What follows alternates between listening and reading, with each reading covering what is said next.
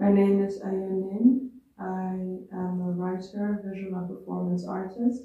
I am based in Krakow, where I am the ICORN resident, and I will read a few poems from my recently published poetry collection, Broken Halves of the Milky Sun. Europe has opened its borders to Ukrainians seeking refuge and simultaneously shuts its doors to black and brown migrants.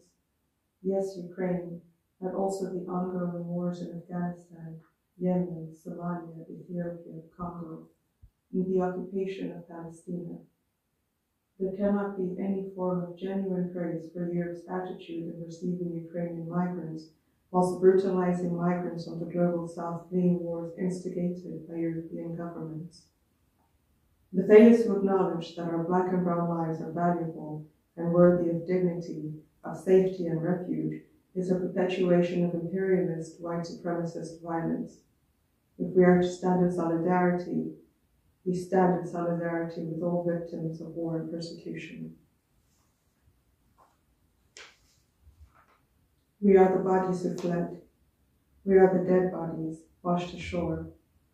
Our bloated bodies, if they find them, are mute and nameless, desperation dissipated, silenced, drowned in salt water.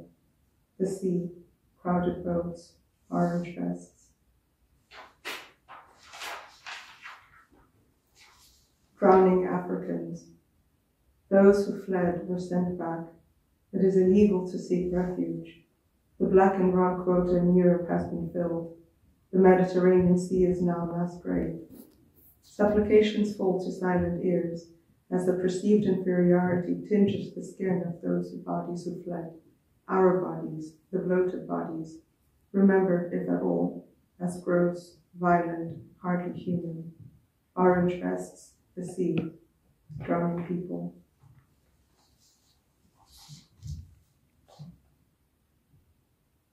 If we happen to meet on this road, in this dusty, transient place, the space between shelter and projection, we are far from home.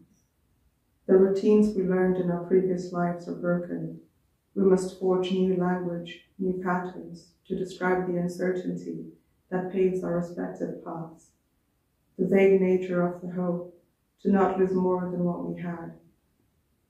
There is harsh wisdom in our calcified bones. We remember the wailing and screaming. We remember the wind, far more clearly than peace. The ocean, the forest, and the desert have turned into mass graves, so we must leave. The sneer and disdain of existing as intruders, far from home, free cadavers, casualties of ejaculations from the wrong types of bodies, punished for not being dead yet. We learned early that to exist is to feel discomfort. Here or there no longer matters. We must be still and keep moving, doused in the misery that to be this far from home means there is no home to return to. I cling to photographs, text messages I feel inadequate to respond, and the occasional phone call, sell rich fantasies of being safe and in good health, when truly I have descended beneath the soil, into the land of perpetual solitude, with my arms outstretched to keep my balance, stinking of ash and sweat, stinking of apathy, turned into a blinded beggar, a leeching parasite, come to feed off the decaying roots of a fallen empire.